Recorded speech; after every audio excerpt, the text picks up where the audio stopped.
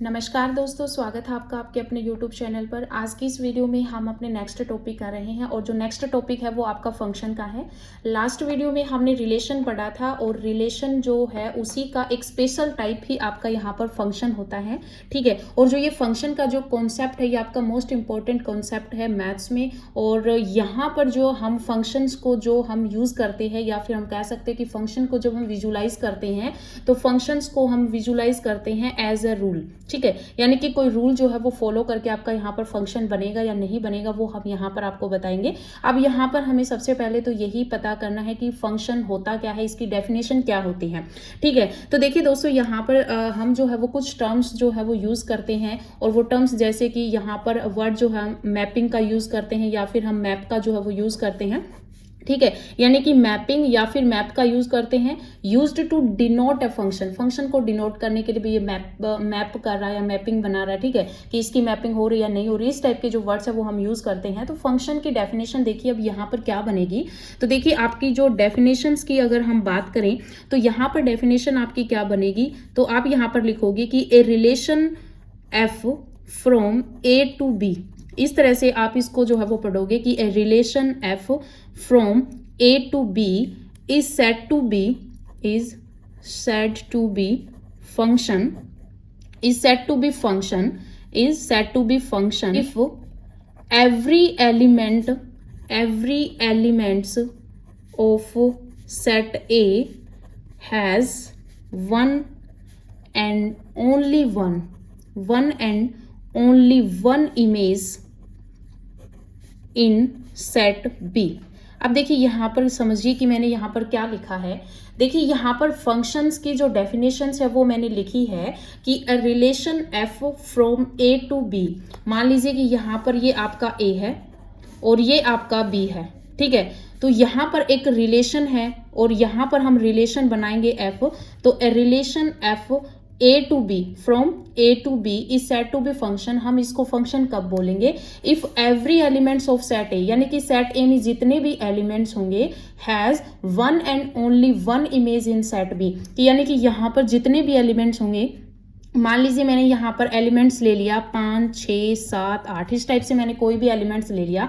तो यहाँ पर सेट ए के जितने भी एलिमेंट्स हैं इनकी जो इमेज बने आपकी बी में, कि कोई भी मान लीजिए 5 की इमेज ए बन रही है, 6 की बी बन रही है, 7 की सी बन रही है और 8 की यहाँ पर मान लीजिए डी बन रही है, ठीक है। तो यहाँ पर बताया गया है कि जितना यहाँ पर ए में जितने भी आपके एलिमेंट्स हैं उनकी जो इमेज है वो अगर आपके बी में बने तो वहाँ पर आपका क्या होता है, फंक्शन होता है। और कैसी बने, one and only one image, या फिर आप इसको यूनिक इमेज भी कह सकते हो, ठीक है। यूनिक इमेज अगर आपकी बी में मिल जाती है ए की एलिमेंट्स की तो हम बोलेंगे कि ये जो फंक्शन है ये आपका क्या है, कि ये जो रिलेशन है वो आपका फंक्शन बनता है, ठीक है। अब देखिए यहाँ पर आप कैसे बोलोगे कि जो 5 की इमेज है वो आपकी ए है, 7 की इमेज सी है, 8 की इमेज डी है। तो यहाँ पर 5 की इमेज, ठीक है, क्या बोलोगे, 5 की जो इमेज है वो ए है। वो मैं ये जो इमेज रेंज डोमेन कोडोमेन मैंने आपको रिलेशन जो पढ़ाया वहां पर भी बता दिया था कि कौन सी डोमेन होती है, कौन सी कोडोमेन होती है, क्या रेंज होती है, क्या इमेज होती है, ठीक है।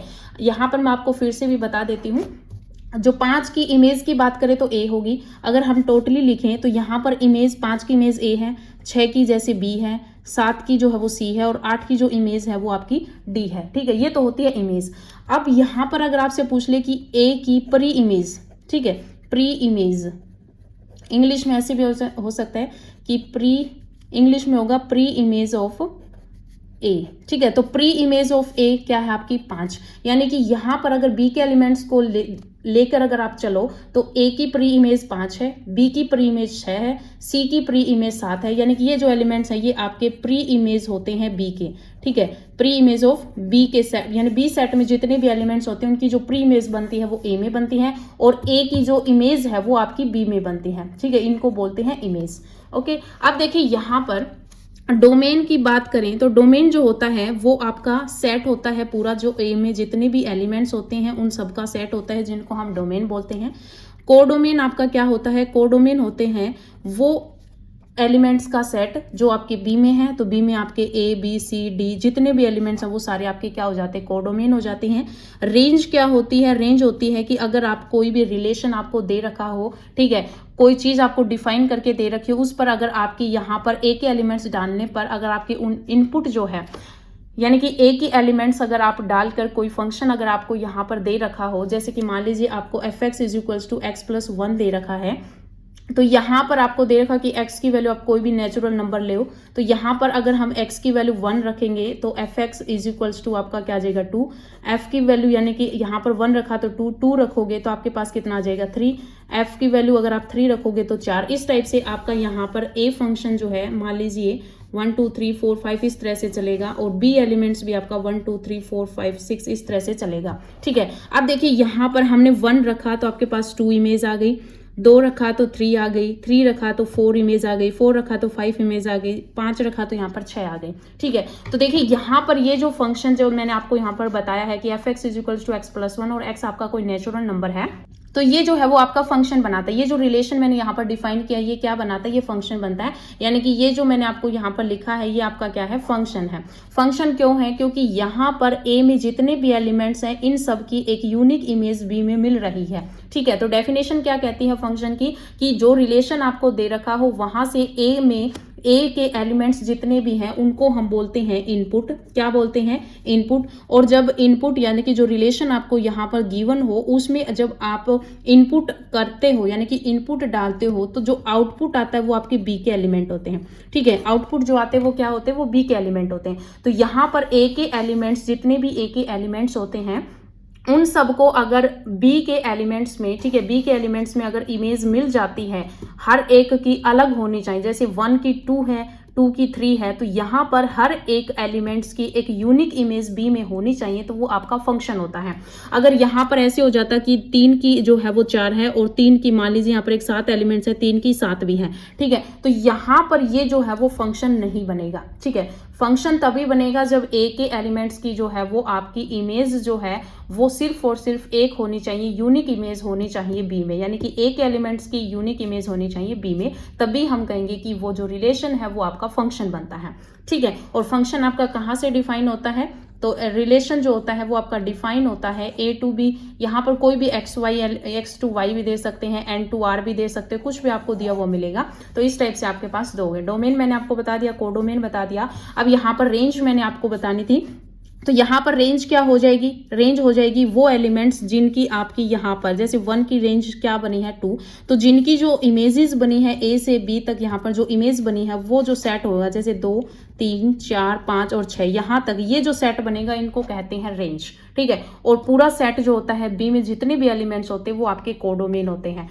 रेंज आपकी 2 3 4 5 6 ये रेंज होती है, और इन्हीं को इमेज भी बोलते हैं इनकी। एक जैसे 1 की इमेज 2 हो गई, 2 की इमेज 3 हो गई, ठीक है, तो ये आपकी इमेज भी होती है, ठीक है। अब फंक्शन मैंने आपको बता दिया कि क्या फंक्शन होता क्या है, डेफिनेशन मैंने आपको बता दी। और रिलेशन आपका जरूरी नहीं, रिलेशन तो आपका कोई भी रिलेशन जैसे डिफाइन होगा बस आपकी यहाँ पर बतानी है। रिलेशन जब पूछते हैं तो वहां पर आपको बस ये पूछते हैं कि इसकी रेंज बताओ, डोमेन बताओ, कोडोमेन बताओ, ठीक है।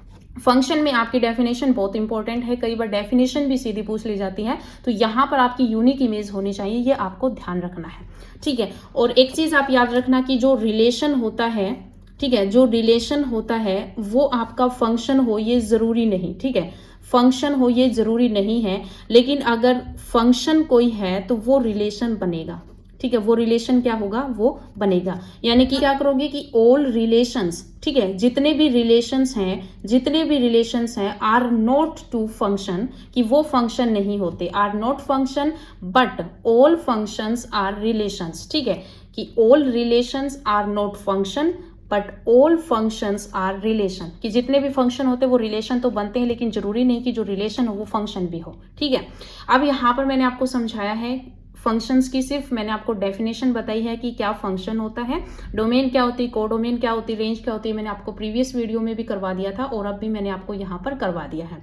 अब देखिए मैं यहाँ पर आपको एक एग्जाम्पल के थ्रू समझा देती हूँ कि डोमेन, कोडोमेन और रेंज वो कैसे निकालते हैं और कैसे आपको पता चलेगा कि ये फंक्शन बनता है। अब देखिए एक एग्जाम्पल देखिए यहाँ पर मैं अगर आपको एक एग्जाम्पल के थ्रू समझाऊं तो देखिए यहाँ पर क्या है कि let N be the set of natural number, ठीक है, कि मैंने एन एक सेट ले लिया नेचुरल नंबर्स का, and the relation R be defined on N, जो आपका रिलेशन जो है वो डिफाइन होगा एन पर, कि R relation R be defined on N such that आपको यहां पर दे रखा है कि जो आपका रिलेशन यानी कि जो आपका आर सेट है, जो रिलेशन आर जो आपको यहां पर डिफाइन किया गया है सेट ऑफ नेचुरल नंबर्स पर, वो आपको यहां पर इस तरह से दिया गया है कि ordered of all X Y, कि एक्स वाई का कोई ऑर्डर्ड पेयर आपको दे रखा है सच दैट वाई की जो वैल्यू है वो 2x के इक्वल होगी, यानी कि y इज इक्वल्स टू में 2x, जहां पर एक्स वाई जो है वो आपके नेचुरल नंबर्स हैं, ठीक है।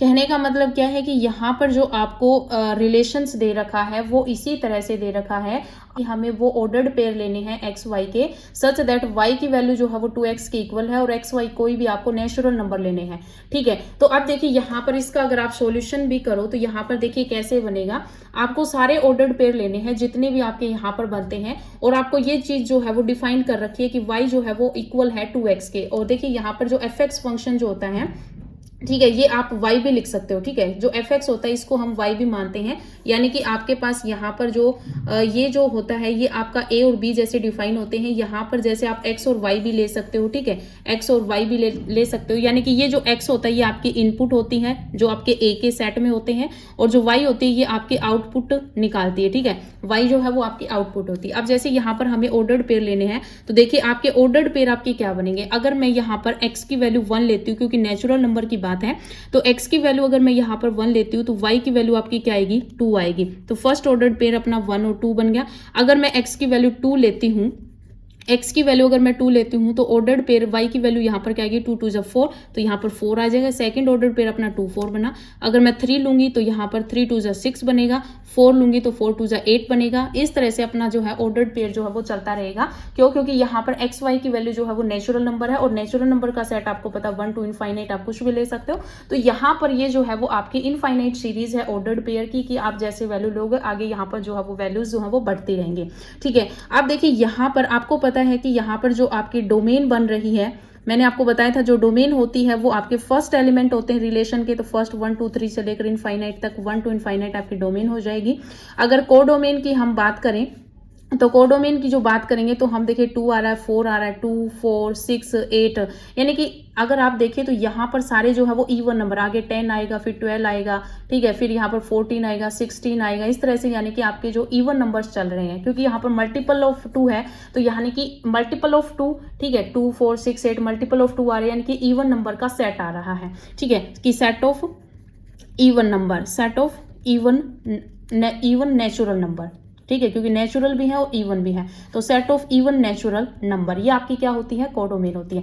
रेंज आपको पता है, रेंज मैंने आपको बताया था, सॉरी देखिए यहाँ पर जो मैंने आपको बताया है कि जो कोडोमेन है 2 4 6 8, जो आपका सेकंड एलिमेंट होता है ये आपका क्या होता है रेंज होता है, ठीक है, रेंज होता है। और कोडोमेन क्या होती है, कोडोमेन होती है वो एलिमेंट सारे, तो यहाँ पर अगर हम जो क्योंकि एक्स और वाई नेचुरल नंबर है, तो जो आपकी कोडोमेन बनेगी वो भी तो सेट ऑफ नेचुरल नंबर ही बनेगी।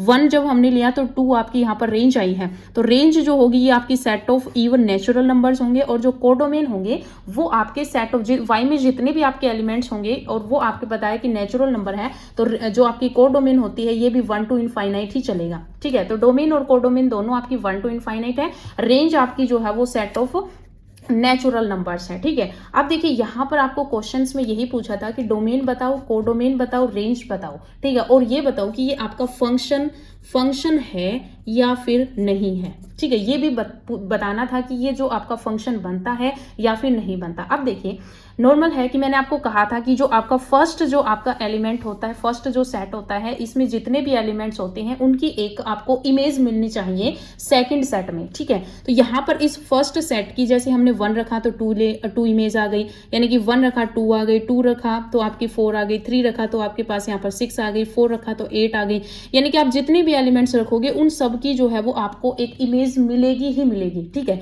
तो ये आपका जो है वो फंक्शन बनेगा, तो ये आपका रिलेशन है वो क्या बनेगा, फंक्शन बनेगा। आपको इस तरह से जो है वो क्वेश्चंस करने हैं।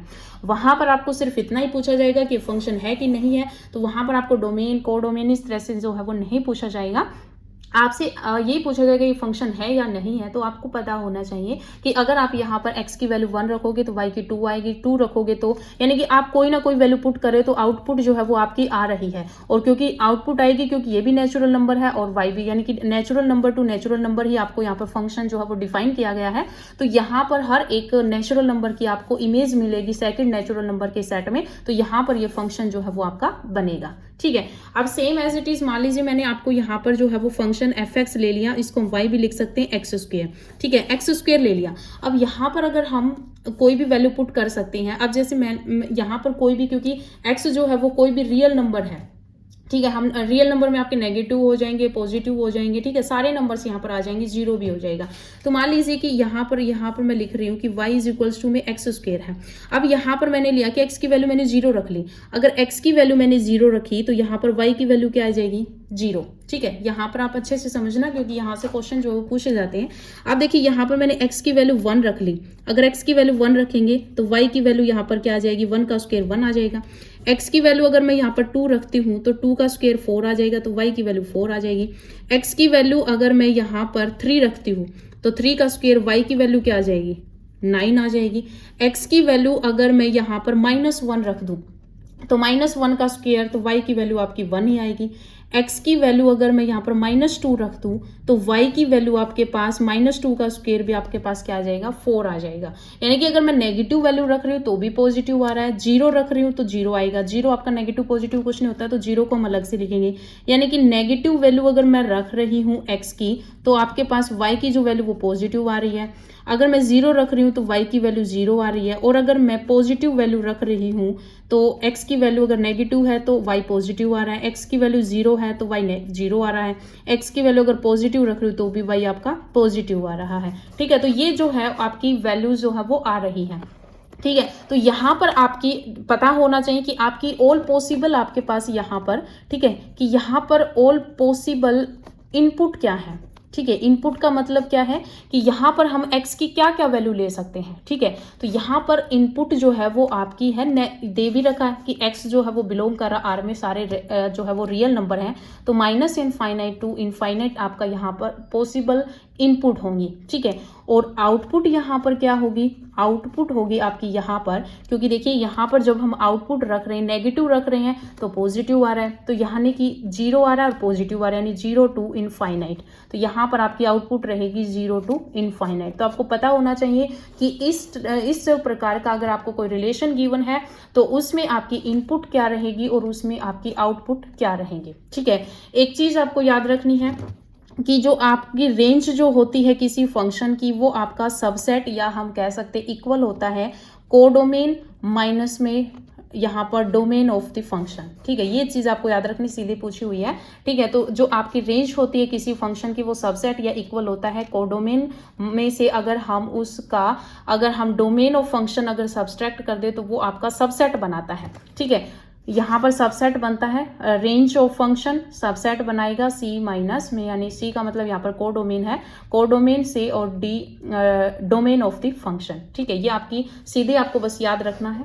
ठीक है, ये चीज आपको याद रखनी है। अब यहाँ पर हम करेंगे square root of function. Square root of function जो मैं आपको करवा रही हूँ ये आपका आ जाएगा टाइप्स ऑफ फंक्शन में। इससे पहले आप एक एग्जाम्पल और कीजिए। तो देखिए यहाँ पर क्वेश्चंस मैंने लिख लिए हैं। तो देखिए यहाँ पर क्वेश्चंस में ये पूछा गया है कि बताओ ये फंक्शन बनते हैं या फिर नहीं बनते, फंक्शन है या फिर नहीं है। तो देखिए यहाँ पर अगर हम फर्स्ट रिलेशन की अगर बात करें तो यहाँ पर जो आपका फर्स्ट जो एलिमेंट होता है, मैंने आपको बताया था कि जो आपको फर्स्ट एलिमेंट जो होते हैं ये आपके डोमेन होते हैं। ठीक है, और जो आपके सेकंड एलिमेंट जो होते हैं ये आपकी रेंज बनाते हैं। ठीक है, अब यहाँ पर इस कोडोमेन में आपके और भी एलिमेंट्स होंगे लेकिन हम यही लेके चलते हैं। ठीक है, तो यहाँ पर आपकी 1, 1 और 2 ये आपकी रेंज बनती है, यानी कि जब हम 2 एलिमेंट्स की जो रेंज होती है वो आपकी 1 है, जो 3 है इसकी जो आपकी इमेज या आप रेंज बोल सकते हो, 3 की इमेज आपकी 1 है और 4 की इमेज जो है वो आपकी 2 है। यानी कि अब यहाँ पर ए जो सेट है और बी हम मान लेते हैं इसको, तो ए सेट के हर एक एलिमेंट्स की आपको एक यूनिक इमेज जो है वो आपको मिल रही है। अगर हर एक सेट में यानी कि सेट ए के हर एक एलिमेंट को एक यूनिक इमेज मिल रही है तो ये आपका फंक्शन है। ठीक है। अब सेकंड है, जैसे सेकंड है 2, फर्स्ट एलिमेंट लेना आपको 2 2 3 4 है, 3 4 है, यहाँ से आप सीधे ही लगा सकते हो। दो एलिमेंट्स आपके सेम है, फर्स्ट एलिमेंट जो है वो आपका फर्स्ट सेट में आएगा, ठीक है। तो यहाँ पर फर्स्ट एलिमेंट जैसे 2 है, दो जगह पर है, यानी कि दो जगह की, यानी कि दो एलिमेंट्स की आपकी सेम इमेज आ रही है, यानी कि इस सेकंड को हम यहाँ पर लिख सकते हैं कि 2 है, 3 है और 4 है, यानी कि 2 की इमेज जो है वो आपकी 2 है, 3 की इमेज 3 है, और यहाँ पर दे रखा है कि 2 की जो इमेज है वो आपकी 4 भी है, यानी कि फर्स्ट जो सेट है ए, उसके एलिमेंट्स की हमारे पास यहाँ पर दो इमेज आ गई। लेकिन आपकी जो डेफिनेशन है वो कहती है कि आपकी सिर्फ यूनिक इमेज होनी चाहिए, और यहाँ पर इसकी दो इमेज आ गई तो ये आपका फंक्शन नहीं है, ठीक है, नहीं बनेगा। तो ये फंक्शन यहाँ पर नहीं बनेगा। अब देखिए 1 2 3 4 5 6, बस आपको ऐसे ही सीधा देखना है कि यहाँ पर जो आपको ऑर्डर्ड पेयर दे रखे हैं इसके फर्स्ट एलिमेंट्स देखिए, अगर ये सारे अलग अलग हैं तो यहाँ पर 1 2 3 4 5 6 आपके फर्स्ट में ये आ जाएंगे, ठीक है। सेकंड में देखिए कि 2 3 4 5 6 7 ये भी आपके अलग अलग है, यानी कि हर एक सेट की आपको जो है वो अलग अलग इमेज मिल रही है, तो इसका मतलब ये आपका फंक्शन जो है वो बनाएगा, ठीक है। ये भी नहीं होना चाहिए कि यहाँ पर कोई एलिमेंट छूटना भी ना चाहिए जिसकी इमेज आपकी बी में ना हो, और आपकी एक एलिमेंट्स की दो इमेज भी बी में नहीं होनी चाहिए, ठीक है, तभी जो है वो आपका यहाँ पर फंक्शन जो है वो बनेगा, ठीक है। अब देखिए यहाँ पर ये मैंने एग्जाम्पल करवा दिया है। अब देखिए यहाँ पर आपको समझना है टाइप्स ऑफ फंक्शन, ठीक है। टाइप्स ऑफ फंक्शन में आ जाता है, और हम सीधा यहाँ पर लिख देते हैं स्क्वायर रूट ऑफ फंक्शन, ठीक है, स्क्वायर रूट फंक्शन। अब स्क्वायर रूट फंक्शन आपको पता है कि क्या इसकी जो है वो रिलेशन होता है स्क्वायर रूट फंक्शन में। तो देखिए स्क्वायर रूट फंक्शन जो होता है वो f x is equals to में रूट एक्स होता है, ठीक है, और एफ एक्स को हम यहाँ पर वाई भी लिख सकते हैं, वाई इज इक्वल्स टू में रूट एक्स, ठीक है, यानी कि ये आपका स्क्वायर रूट फंक्शन होता है कि F x is equals to में रूट एक्स। अब हमें क्या करना है कि कोई भी अगर आपके पास फंक्शन है, अगर आप उस फंक्शन की तीन चीज के बारे में जानते हो, अगर आप उसकी डोमेन के बारे में जानते हो, रेंज के बारे में जानते हो, और उसका अगर आप ग्राफ बनाना जानते हो, तो आपको जो है वो फंक्शंस की अच्छी नॉलेज है, ये समझा जाता है, ठीक है। तो F x is equals to में आपके पास रूट एक्स है, एफ एक्स को हम वाई भी लेते हैं, तो वाई इज इक्वल्स टू में रूट एक्स, ठीक है। अब देखिए यहाँ पर हमें इसकी वैल्यू निकालनी है। अब देखिए आपके पास x की वैल्यू आप क्या क्या रख सकते हो, देखिए यहाँ पर अगर मैं x की वैल्यू 0 रखूंगी तो यहाँ पर y जो है इसकी वैल्यू आपके पास क्या आ जाएगी 0। x की वैल्यू अगर मैं यहाँ पर 1 रखूंगी तो y की वैल्यू आपके पास 1 आ जाएगी। x की वैल्यू अगर मैं 2 रखूंगी तो y की वैल्यू आपके पास 1.4 समथिंग कुछ आएगी। x की वैल्यू 3 रखूंगी तो जो y की वैल्यू है वो 1.713 इस टाइप से कुछ आपकी यहाँ पर वैल्यू आएगी, ठीक है।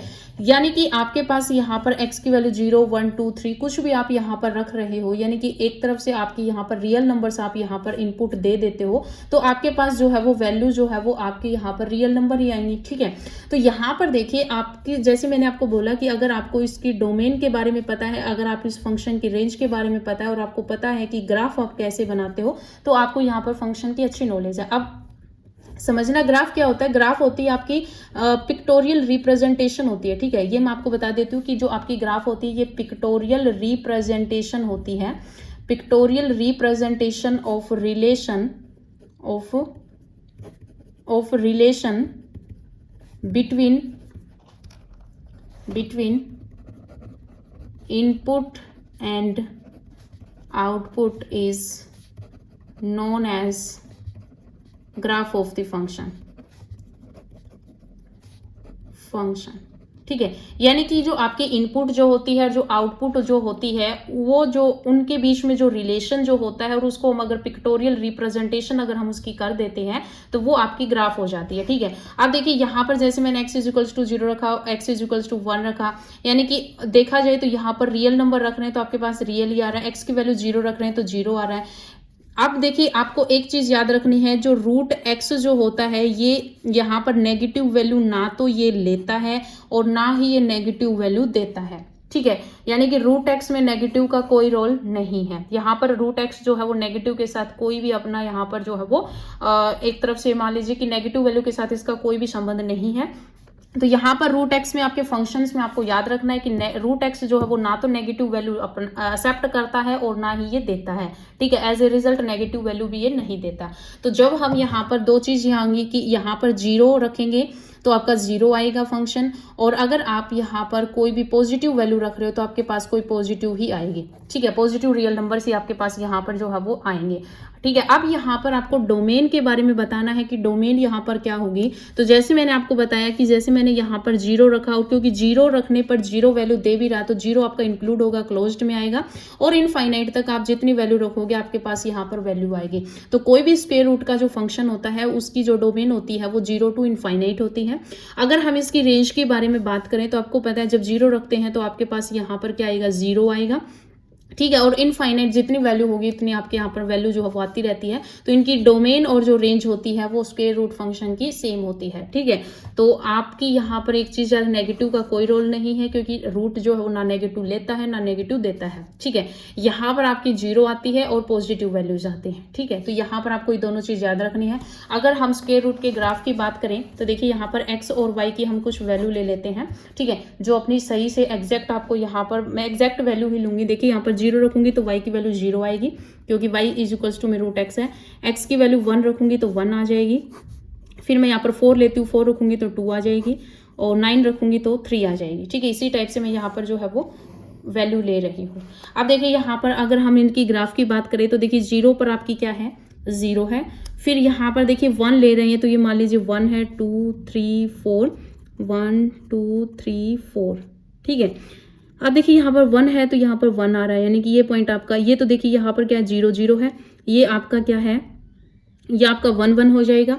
फिर यहाँ पर मैं वैल्यू ले रही हूँ 4, और आपका जो y है वो सिर्फ 2 तक ही जा रहा है, यानी कि यहाँ पर ये 4 है और यहाँ पर आएगा, यानी कि ये वैल्यू है यहाँ पर आएगा। तो इसको थोड़ा सा आप अंदर की तरफ ले लो, ठीक है, ज़्यादा चौड़ा हो गया।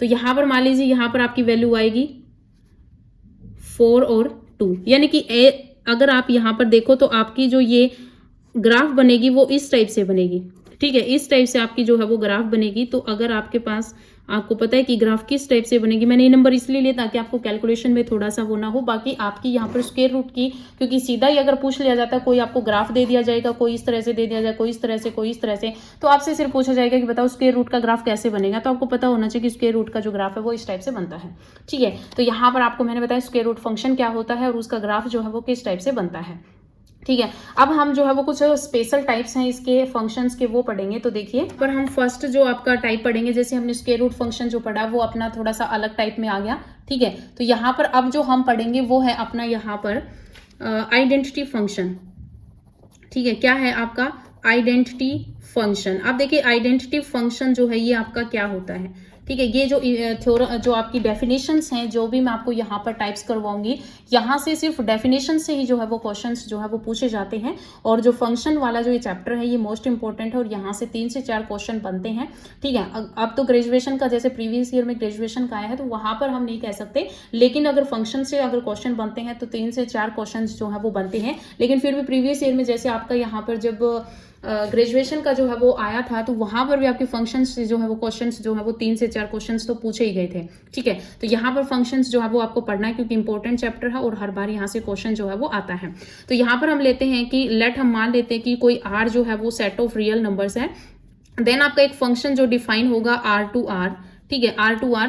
और जो आपका आइडेंटिटी फंक्शन होता है, ये आपको फंक्शन जो आपको रिलेशन डिफाइन होगा fx इज इक्वल्स टू में x होगा, या fx को आप ऐसे भी लिख सकते हो y इज इक्वल्स टू में x, ठीक है। तो यहाँ पर इस फंक्शन को आप क्या कहोगे, आइडेंटिटी फंक्शन कहोगे। तो ये यहाँ पर मैंने आपको डेफिनेशन बताई है कि आपके पास यहाँ पर कोई भी r होगा, सेट ऑफ रियल्स नंबर्स, और डिफाइन किया जाएगा एक function f to r from r, ठीक है। r से r तक आपको एक फंक्शन जो है वो डिफाइन किया जाएगा, जहां पर बाय आपको यहाँ लिखा हुआ मिलेगा y इज इक्वल्स टू में x या fx इज इक्वल्स टू में x, ठीक है। अगर ये आपको सीधा पूछ लिया जाए बताओ कि आइडेंटिटी फंक्शन क्या है, और ऑप्शन में आपके पास इस तरह से दे दिया जाए कि fx इज इक्वल्स टू में x square, fx is equals to में माइनस x, तो वहां पर आपको पता होना चाहिए कि आइडेंटिटी जो फंक्शन होता है वो fx इज इक्वल्स टू में x होता है, ठीक है। अब देखिए यहाँ पर जो आपको, जैसे मैंने आपको बताया कि आपको 3 चीजें पता होनी चाहिए कि डोमेन ऑफ फंक्शन क्या होती है, रेंज ऑफ फंक्शन क्या होती है, और उसका जो ग्राफ है वो किस टाइप से बनता है, ठीक है। अब देखिए यहाँ पर जो आपका आइडेंटिटी फंक्शन है, तो आइडेंटिटी फंक्शन देखिए, अगर आप यहाँ पर x की वैल्यू 1 लेते हो तो y की 1 आ जाएगी, x की वैल्यू अगर आप 2 लोगे तो y की वैल्यू 2 आ जाएगी, x की वैल्यू अगर आप 3 लोगे, ठीक है। तो यहाँ पर जो है वो x की वैल्यू 3 लोगे तो यहाँ पर y की वैल्यू भी 3 आ जाएगी। ठीक है, कहने का मतलब क्या है कि जो वैल्यू आप लोगे सेम एज इट इज आपकी वैल्यू जो है वो यहाँ पर आपको इनपुट, जितनी इनपुट आप लोगे उतनी ही आपके पास जो है वो आउटपुट आ जाएगी, क्योंकि y इज इक्वल्स टू में क्या है, x है। ठीक है, तो यहाँ पर आपको डोमेन के बारे में अगर आपको पता होगा तो आप यहाँ पर बता सकोगे कि आपका यहाँ पर रेंज क्या होगा और उसकी ग्राफ कैसे बनेगी। तो आपको पता है कि जो रियल नंबर, जो वैल्यू आप इनपुट डाल रहे हो, तो आपका जैसे रियल से रियल डिफाइन है तो आपका real minus infinite to infinite होता है, तो जो आपकी डोमेन होगी वो माइनस इनफाइनाइट टू इनफाइनाइट होगी, और जो रेंज होगी क्योंकि y इक्वल्स टू x है तो ये भी आपकी एज इट इज इक्वल रहेगी। ठीक है, तो डोमेन ऑफ फंक्शन मैंने आपको बता दिया, रेंज ऑफ फंक्शन किसका है, ये आइडेंटिटी फंक्शन का। और इसके अगर हम ग्राफ की बात करें तो ग्राफ जो बनेगा इसका, यहाँ पर ये 0 है, ये 1 2 ले तो ले सकते हो आप, यहाँ पर 1 2 3 4 5 ऐसे यहाँ पर 1 2 3 4 5 यहाँ पर नेगेटिव हो जाएगा, यहाँ पर नेगेटिव हो जाएगा। ठीक है, तो यहाँ पर देखिए जैसे मैंने यहाँ पर x की वैल्यू अगर 0 ली तो y की वैल्यू 0 हो जाएगी, x की वैल्यू अगर मैंने यहाँ पर 1 ली तो y की वैल्यू 1 आएगी, x की वैल्यू अगर 2 ली तो y की वैल्यू 2 आएगी। ठीक है, सेम एज इट इज यहाँ पर 1 ली तो 1 आएगी, 2 ली तो 2 आएगी, 3 ली तो 3 आएगी, यानी कि इसका जो ग्राफ बनेगा वो आपका यहाँ सीधा ऐसे बनेगा।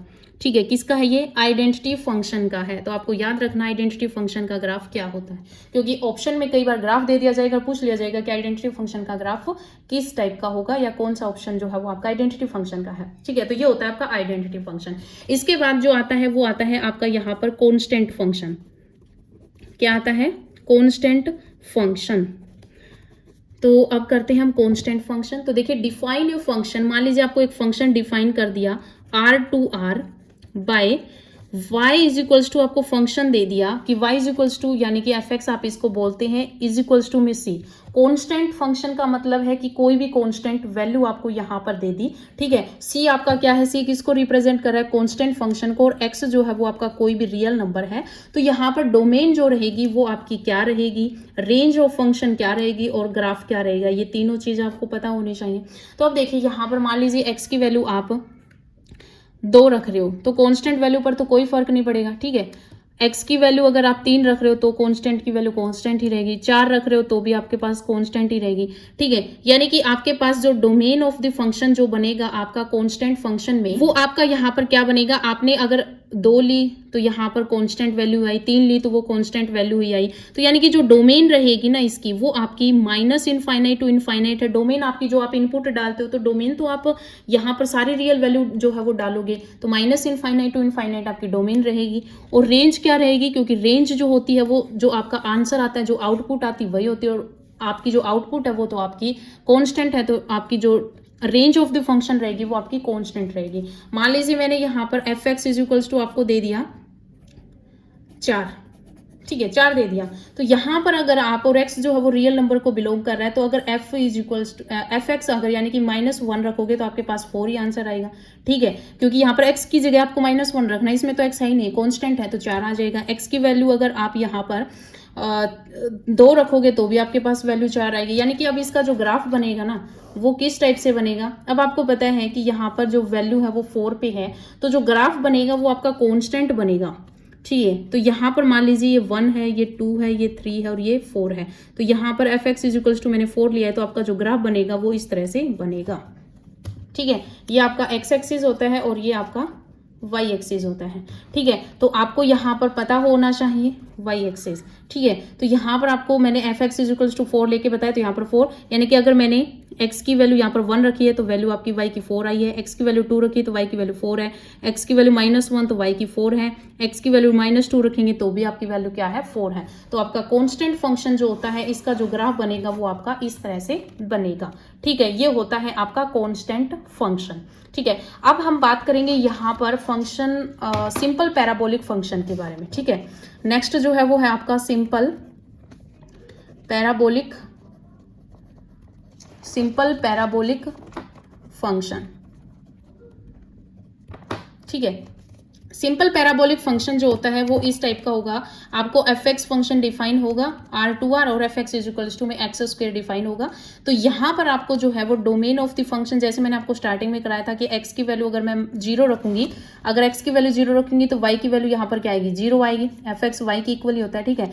एक्स की वैल्यू अगर मैं यहाँ पर 1 रखूंगी तो वाई की वैल्यू यहाँ पर क्या आएगी, 1 आएगी। एक्स की वैल्यू अगर मैं कोई नेगेटिव -1 रख रही हूँ तो वाई की वैल्यू पॉजिटिव आ रही है, यानी कि ओवरऑल यहाँ पर वैल्यू जो है वो पॉजिटिव आ रही है। तो डोमेन तो होती है वो जो हम यहाँ पर इनपुट डालते हैं, तो इनपुट हम रियल डाल रहे हैं और रियल डाल रहे हैं, तो इसकी जो डोमेन रहेगी वो -∞ टू इनफाइनाइट रहेगी। और इसकी जो रेंज है, रेंज क्या आ रही है यहाँ पर, अगर हम 0 रख रहे हैं तो आपके पास 0 आ रहा है, नेगेटिव रख रहे हैं तो भी आपके पास पॉजिटिव वैल्यू ही आ रही है, और क्योंकि रियल में ही आएंगी तो यहाँ पर 0 टू इनफाइनाइट और 0 इंक्लूड होगा तो 0 टू इनफाइनाइट इसकी रेंज हो जाएगी, ठीक है। और इसका जो फंक्शन बनेगा, जो फंक्शन सॉरी यहाँ पर इसका जो ग्राफ बनेगा वो इस टाइप से बनेगा। देखिए यहाँ पर 0 पर तो देखिए इसकी जो वैल्यू है वो 0 आ रही है, तो यहाँ पर इस तरह से हो जाएगा, यानी कि आपको इसका जो फंक्शन है वो याद रखना है, इसका जो ग्राफ है वो याद रखना है। पैराबोला की जो है वो शेप में बनेगा, f x is equals to में एक्स स्क्वायर। पैराबोला की शेप में जो है वो आपका f x is equals to में एक्स स्क्वायर, यानी सिंपल पैराबोलिक फंक्शन होता है, इसको कहते हैं। और डीप में हम पैराबोला जब वो चैप्टर करेंगे अपना कॉनिक सेक्शन वाला, वहां पर पैराबोला, हाइपरबोला वो सब कुछ पढ़ेंगे, तो वहां पर हम जो है वो पैराबोला के बारे में ज्यादा डीप से पढ़ेंगे। लेकिन आपको बस इतना पता होना चाहिए कि ये जो आपकी ये शेप जो होती है ये आपकी पैराबोला की होती है। F x is equals to में एक्स स्क्वायर में जब आपका ग्राफ बनता है वो आपकी पैराबोला की शेप में ही बनता है, ठीक है। तो ये हो गया आपका सिंपल पैराबोलिक फंक्शन, ठीक है। अब यहां पर नेक्स्ट हम करेंगे अपना सिग्नम फंक्शन। तो अब देखिए यहां पर जो नेक्स्ट है वो है आपका सिग्नम फंक्शन, ठीक है। तो अभी देखिए सिग्नम फंक्शन क्या होता है। अब आपको यहाँ पर पता होना चाहिए कि सिग्नम फंक्शन जो होता है वो क्या होता है, यानी कि F x is equals to में आपको यहाँ पर दे दिया जाएगा सिग्नम ऑफ एक्स, ठीक है। या फिर आपको इस तरह से जो है वो दे दिया जाएगा ऐसे SGN लिख के और x, ठीक है। तो सिग्नम फंक्शन ऑफ x या सिग्नम x इस तरह से आपकी नोटेशन हो जाएगी। तो F x is equals to में सिग्नम x या सिग्नम x इस तरह से आपको जो है वो लिखा हुआ मिल जाएगा, ठीक है। अब देखिए यहाँ पर आपको एक चीज जो है वो याद रखनी है कि आपका जो कोई भी सिग्नम फंक्शन की एक यहाँ पर खासियत क्या होती है कि जो सिग्नम फंक्शन जो होता है ये आपकी हर एक वैल्यू पर, हर एक पॉजिटिव वैल्यू पर आपकी जो वैल्यू देता है वो 1 देता है। अगर सिग्नम में अगर 6 लूंगी तो भी 1 आएगा, सिग्नम की वैल्यू अगर मैं 10 ले लूंगी तो भी यहाँ पर 1 आएगा, ठीक है। और सिग्नम की वैल्यू अगर मैं पाई ले लेती हूँ, पाई यानी 22/7 पॉजिटिव वैल्यू है तो आपका 1 आएगा। सिग्नम 0 जो होता है वो आपका 0 होता है, ठीक है। और सिग्नम की वैल्यू अगर मैं कोई नेगेटिव में ले लेती हूँ तो आपके पास वैल्यू -1 आएगी। हर एक नेगेटिव वैल्यू पर आपकी जो वैल्यू आती है वो -1 आएगी, यानी कि हर पॉजिटिव पर आपकी जो वैल्यू आएगी एफ एक्स की वो आपके पास यहाँ पर 1 आएगी।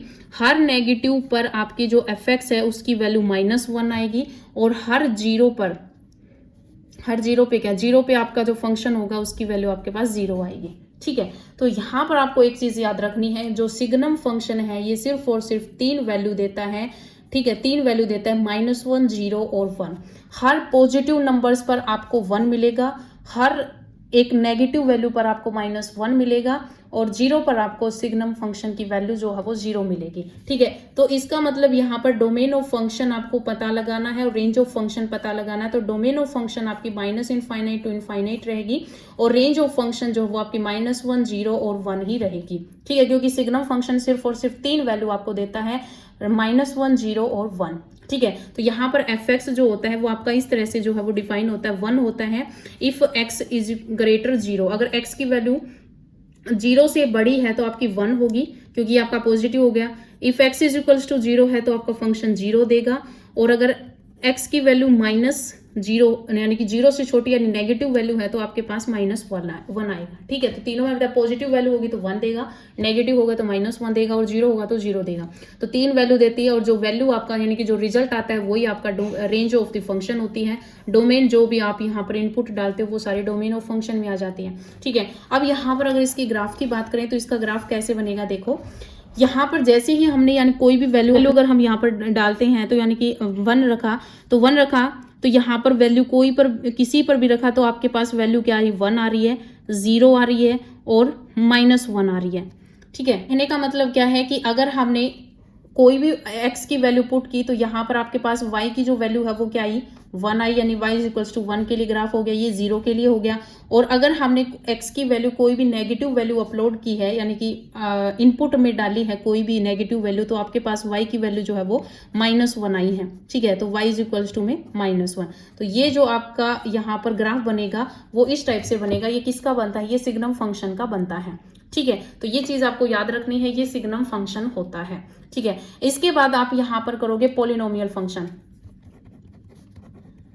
Polynomial function. ठीक है, अब देखिए आपको समझना है कि पॉलिनोमियल फंक्शन क्या होता है। अब देखिए पॉलिनोमियल फंक्शन में आपको पता है कि पॉलिनोमियल क्या होता है। अब आपको एक चीज पता होनी चाहिए कि पॉलिनोमियल कोई है या नहीं है। आप कैसे पता लगाओगे? तो उस चीज का पता लगाने के लिए देखिए पॉलिनोमियल फंक्शन क्या होता है कि मान लीजिए आपके पास यहाँ पर कोई एक्सप्रेशन दे रखा है। मान लीजिए x² + 1 हो गया।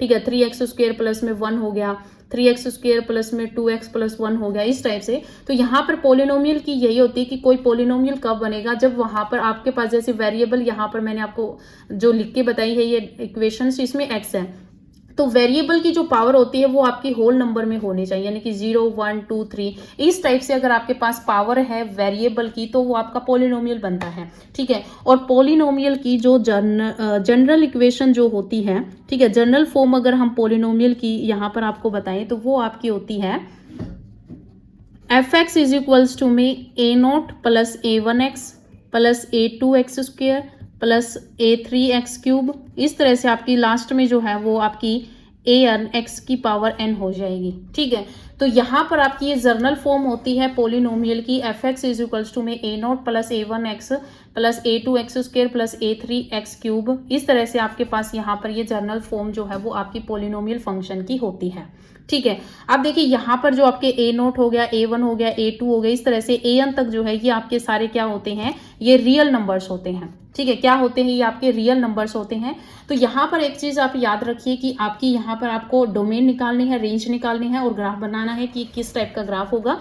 तो देखिए पॉलिनोमियल फंक्शन की बात करते हैं तो देखिए यहाँ पर जैसे मैंने f(x) इज इक्वल्स टू में x² + 1 रखा। अगर आपसे कोई पूछ ले कि इसकी डिग्री बताओ, तो डिग्री क्या होती है कि जो आपका वेरिएबल होता है उसकी जो हाईएस्ट पावर होती है वही आपकी डिग्री होती है। इसमें डिग्री 2 है, इसमें भी 2 है, इसमें भी 2 है। ठीक है, अगर x³ + 1 2x² + 1 इस टाइप से दे रखा है तो यहाँ पर डिग्री 3 हो जाएगी। x की पावर 4 में अगर आपकी सबसे बड़ी पावर x4 है तो यहाँ पर डिग्री 4 हो जाएगी। अगर कोई भी कांस्टेंट फंक्शन दे रखा है तो कांस्टेंट फंक्शन में डिग्री जो होती है वो आपकी 0 होती है, क्योंकि 3 को हम 3x की पावर 0 भी लग सकते हैं, क्योंकि x की पावर 0 करोगे तो वो 1 हो जाएगा और 3 की मल्टीप्लाई 1 के साथ 3 आ जाएगा। तो किसी भी कॉन्स्टेंट फंक्शन में आपका अगर पॉलिनोमियल, अगर कॉन्स्टेंट पॉलिनोमियल दे रखा है तो वहां पर डिग्री आपकी 0 होती है। ठीक है, तो यहाँ पर मतलब क्या है कि डोमेन ऑफ फंक्शन आपका क्या रहेगा? वैल्यू आपकी -∞ टू इनफाइनाइट, यानी कि सारे रियल नंबर्स होते हैं। a0 a1 a2 से लेकर n तक जो होते हैं वो आपके सारे रियल नंबर्स होते हैं। तो यहाँ पर डोमेन ऑफ फंक्शन क्या बनेगी? -∞ टू इनफाइनाइट। और यहाँ पर रेंज ऑफ द जो फंक्शन बनेगी, रेंज ऑफ द फंक्शन जो बनेगी वो आपकी डिपेंड्स करेगी। ठीक है, वो आपकी डिपेंड रहेगी। तो जो डिपेंड क्यों करेगी? क्योंकि आपका फंक्शन जो है वो क्वाड्रेटिक में होगा तो अलग टाइप का बनेगा।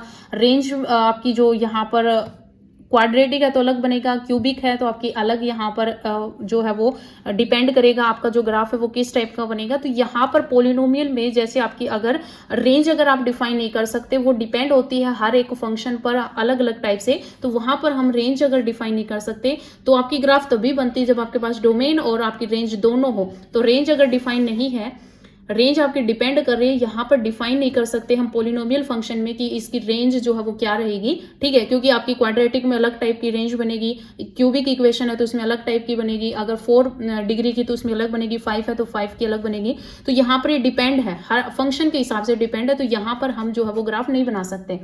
ठीक है, तो पॉलिनोमियल फंक्शन का ग्राफ भी नहीं बनेगा अगर इसकी रेंज भी अगर हमें नहीं पता है, तो पॉलिनोमियल फंक्शन की हम ग्राफ भी नहीं बना सकते। ठीक है, अब आता है अपना important modulus function. Modulus function और सिग्नम फंक्शन सबसे ज्यादा इंपॉर्टेंट है। सिग्नम से सबसे ज्यादा क्वेश्चन और मॉडुलस से सबसे ज्यादा क्वेश्चन जो है वो पूछे जाते हैं। तो अभी आपको यहाँ पर पढ़ना है मॉडुलस फंक्शन। तो देखिए अभी अपना है यहाँ पर मॉडुलस फंक्शन। ठीक है, तो देखिए यहाँ पर जो मॉडुलस फंक्शन जो होता है वो आपका डिफाइन होता है ठीक है, डिफाइन होता है f x is equals to में मोड ऑफ एक्स, जहां पर आपका जो x होता है वो आपका रियल नंबर में बिलोंग करता है। ठीक है, तो यहाँ पर देखिए मॉडुलस जो होते हैं, अब मैं मॉडुलस के बारे में अगर बताऊं तो हर एक चीज में आप इसको अलग टाइप से पढ़ोगे। जैसे कि अगर -2 का जो है, -2 के अगर इस टाइप से अगर आपको 2 लाइन दे रखी है तो आप इसको मॉडुलस पढ़ोगे कि ये क्या है, ये मॉडुलस है। ठीक है, अगर 2 प्लस में 5 आइटा के ऊपर अगर आपको ऐसे दे रखा है तो ये आपको किसको डिनोट करेगा, ये आपको डिनोट करेगा magnitude of complex number, magnitude of complex number, ये आपके मैग्नीट्यूड को डिनोट करेगा। अगर ए वेक्टर का मोड इस तरह से दे रखा है तो ये आपका मैग्नीट्यूड होता है वेक्टर का। ठीक है, ये क्या होता है, ये मैग्नीट्यूड ऑफ वेक्टर होता है। ठीक है, हर एक चैप्टर में हम पढ़ेंगे, जब मॉडुलस हम पढ़ रहे हैं मैग्नीट्यूड आपका, या जब कॉम्प्लेक्स नंबर करेंगे उसमें आ जाएगा मैग्नीट्यूड ऑफ वेक्टर, वेक्टर के चैप्टर में पता चल जाएगा। ए का डिटर्मिनेंट, जैसे आपका मैट्रिक्स अगर हम लेंगे तो वहां पर आपका डिटर्मिनेंट होगा, किसको डिनोट करेगा, डिटर्मिनेंट को, जब ए आपका कोई मैट्रिक्स हो। ठीक है, ए अगर कोई मैट्रिक्स होगा तो वहां पर डिटर्मिनेंट। और सेट में हम पढ़ चुके हैं कि आपका ए, ये कोई ए सेट है तो सेट के ऊपर अगर 2 लाइन इस तरह से लगा रखी हो तो वो आपकी होती है कार्डिनल नंबर ऑफ सेट। ठीक है, कार्डिनल नंबर ऑफ सेट, तो सेट पर अगर इस तरह से आपका ए मोड दे रखा है इसका मतलब ये कार्डिनल नंबर ऑफ सेट है। ठीक है, यहां पर आपको एक चीज देखनी है कि मॉडुलस जो होता है, अब अगर हम देखें मॉडुलस में अगर मैं कोई भी वैल्यू रखूं, मान लीजिए मैंने x की वैल्यू जो है वो 2 रख ली, तो एफ एक्स या फिर हम कह सकते हैं y, अगर 2 रखेंगे तो मोड ऑफ 2 यानी 2 वैल्यू देगा। अगर एफ एक्स यानी कि y इक्वल्स 2 में अगर मैंने x इज इक्वल्स टू 3 रख लिया, अगर 3 रखा तो 3 का मोड आपके पास 3 होगा। अगर मैंने x की जगह -4 रख लिया तो यहाँ पर एफ एक्स जो आएगा यानी कि y जो आएगा वो आपका मोड ऑफ -4। मोड क्या कहता है कि मैं यहाँ पर पॉजिटिव वैल्यू को तो पॉजिटिव बाहर दूंगा, लेकिन अगर मेरे पास नेगेटिव वैल्यू है तो मैं एक नेगेटिव और यहाँ पर आपके साथ, यानी कि नेगेटिव है इसके आगे एक नेगेटिव और लगा दूंगा, या फिर मैं पॉजिटिव वैल्यू ही बाहर दूंगा। ठीक है, यानी कहने का मतलब क्या है कि अगर मॉडुलस के अंदर माइनस है तो एक माइनस बाहर और लग जाता है। जब हम मॉडुलस को ओपन करते हैं तो नेगेटिव नेगेटिव फिर आपका पॉजिटिव बन जाता है, यानी कि मॉडुलस आपको बाहर वैल्यू जो देगा वो आपको पॉजिटिव वैल्यू ही देगा। ठीक है, तो नेगेटिव नेगेटिव लगा के आपका पॉजिटिव बन गया। Same as it is modulus कहता है कि अगर मेरे पास x की वैल्यू अगर 0 है तो y की वैल्यू मेरे पास मोड ऑफ 0 यानी कि 0 आएगी। ठीक है, तो यानी कि आपके पास मॉडुलस जो है वो क्या वैल्यू देता है, अगर आपके पास, आपको यहाँ पर ये चीज याद रखनी है कि अगर आपके पास x की वैल्यू ग्रेटर इक्वल्स टू 0 है, यानी कि या तो 0 है या फिर ग्रेटर इक्वल टू 0 है, तो आपके पास वैल्यू जो आएगी वो x आएगी। ठीक है, और अगर आपके पास x की वैल्यू लेस 0 है तो आपके पास -x की वैल्यू जो है वो देगा मॉडुलस। ठीक है, मॉडुलस 2 वैल्यू देगा, x ग्रेटर इक्वल 0 है तो आपके पास x आएगा, x अगर लेस 0 है तो आपके पास नेगेटिव ऑफ x आएंगे। ये दोनों पॉजिटिव ही हैं। ठीक है, ये वैल्यू और ये वैल्यू दोनों पॉजिटिव हैं। ये पॉजिटिव क्यों बन जाएगा, क्योंकि x की वैल्यू यहाँ पर पॉजिटिव 0 1 2 3 रखेंगे तो यहाँ पर पॉजिटिव आएगी। यहाँ पर x लेस 0 है तो 0 यानी कि नेगेटिव वैल्यू लेंगे हम -1 -2, तो यहाँ पर माइनस माइनस प्लस हो जाएगा, तो ये भी आपका क्या करेगा, ये वैल्यू जो है ये भी आपकी क्या होती है, पॉजिटिव है, और ये भी आपकी पॉजिटिव है। ठीक है, तो मोड ऑफ x आपके पास 2 वैल्यू होगी।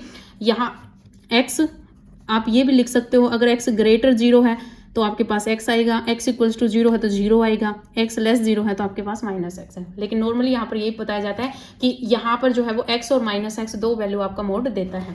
तो अब यहाँ पर आपके पास पता होना चाहिए कि डोमेन ऑफ फंक्शन क्या होती है, तो क्योंकि डोमेन आपकी सारे रियल नंबर्स आप यहाँ पर इनपुट कर सकते हो, तो -∞ टू इनफाइनाइट। और रेंज ऑफ द फंक्शन क्या होती है, एक तो 0 हो सकता है या फिर सारी पॉजिटिव वैल्यू आएंगी, तो 0 से इनफाइनाइट, और 0 इंक्लूड होता है क्योंकि 0 रखेंगे तो 0 आएगा, तो 0 टू इनफाइनाइट आपकी रेंज ऑफ द फंक्शन होती है मॉडुलस फंक्शन की। ठीक है, अब मान लीजिए कि यहाँ पर मैंने आपको बताया कि जैसे अगर फंक्शन में, मॉडुलस फंक्शन में अगर अंदर नेगेटिव वैल्यू है तो वो बाहर पॉजिटिव वैल्यू देता है, क्योंकि एक नेगेटिव और लगा के देता है, नेगेटिव नेगेटिव जो है वो पॉजिटिव बन जाते हैं। ठीक है, अब देखिए अगर मेरे पास √2 - 1 का मोड है, तो अब देखिए ये बताओ आपके पास यहाँ पर वैल्यू क्या देगा। अब यहाँ पर आप सोचोगे कि सीधी पॉजिटिव तो √2 - 1 देगा। ठीक है, यहाँ पर वैल्यू सही भी आएगी। √2 की वैल्यू 1.4 कुछ समथिंग होती है, इसमें से अगर हम 1 सब्सट्रैक्ट करेंगे तो 0.4 मान लीजिए कि यहाँ पर वैल्यू आएगी। ये आपकी क्या है, पॉजिटिव है, तो यहाँ पर √2 - 1 पॉजिटिव तो है, पॉजिटिव एज इट इज बाहर आ जाएगी। लेकिन अगर वैल्यू आपके पास √2 - 2 है, इसका मोड है, तो यहाँ पर वैल्यू क्या आएगी? तो देखिए यहाँ पर √2 की जो वैल्यू होती है वो आपको पता है 1.4 कुछ होती है और -2, तो 1 पॉइंट कुछ में से अगर आप 2 सब्सट्रैक्ट करोगे तो ओवरऑल आपके पास बड़ा जो है वो नेगेटिव में, तो नेगेटिव वैल्यू आएगी।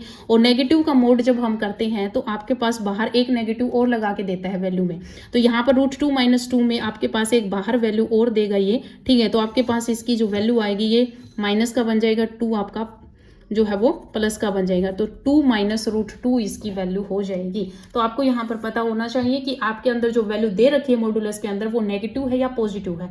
अगर नेगेटिव है तो एक नेगेटिव और लगा के बाहर देगा तो पॉजिटिव बन जाएगा, और अगर पॉजिटिव है तो एज इट इज सीधी वैल्यू आपकी बाहर आ जाएगी, ठीक है। अगर मॉडुलस फंक्शन के ग्राफ के बारे में अगर हम बात करें तो यहाँ पर ग्राफ देखो कैसे बनेगा।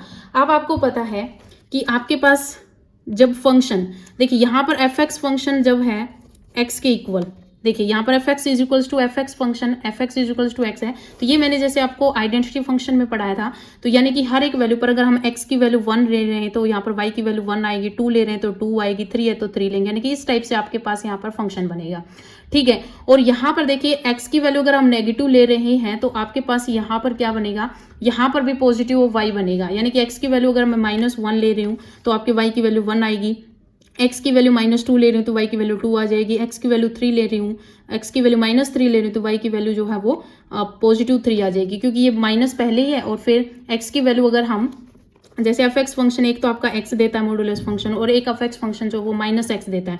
यहाँ पर x की वैल्यू अगर हम 1 रखेंगे तो y की वैल्यू 1 आ जाएगी, 2 रखेंगे 2 आ जाएगी, 3 रखेंगे 3 आ जाएगी।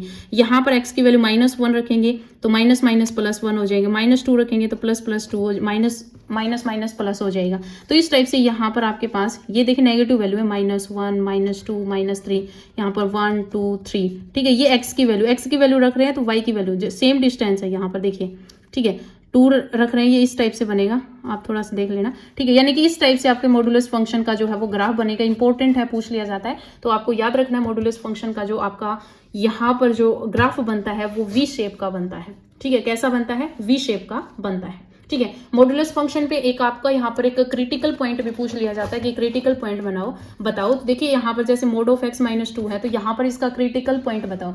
तो क्रिटिकल पॉइंट क्या होता है? क्रिटिकल पॉइंट वो होता है जहां पर मॉडुलस आपका 0 बन जाए। तो यहाँ पर x - 2 मॉडुलस फंक्शन दे रहा है, तो यहाँ पर आपका क्रिटिकल पॉइंट क्या होगा, जो वैल्यू मॉडुलस की जो वैल्यू है उसको 0 बना दे। तो यहाँ 0 किस पर बन रहा है? तो x की वैल्यू 2 पर आपका ये फंक्शन 0 बन रहा है, मॉडुलस फंक्शन, ठीक है। तो यहाँ पर 2 रखेंगे तो 2 - 2 0, यानी कि आपकी क्रिटिकल पॉइंट जो है आपका वो 2 है, जहां पर मॉडुलस फंक्शन आपका 0 बन रहा है। तो इस टाइप के क्वेश्चन जो है वो पूछ लिए जाते हैं। तो ये था आपका मॉडुलस फंक्शन, और हमने कुछ जो सम फंक्शंस जो है यहाँ पर किए हैं। इंपॉर्टेंट यहाँ पर ये आपका टॉपिक था, कुछ फंक्शंस किए हैं हमारे, 1 या 2 फंक्शंस बच गए, वो मैं नेक्स्ट वीडियो में कराऊंगी, और कुछ एग्जांपल आपको यहाँ पर मैं करवाऊंगी कि किस टाइप से यहाँ से जो है वो क्वेश्चंस पूछे जाते हैं। तो आज की इस वीडियो में इतना ही, मिलते हैं नई वीडियो के साथ, धन्यवाद।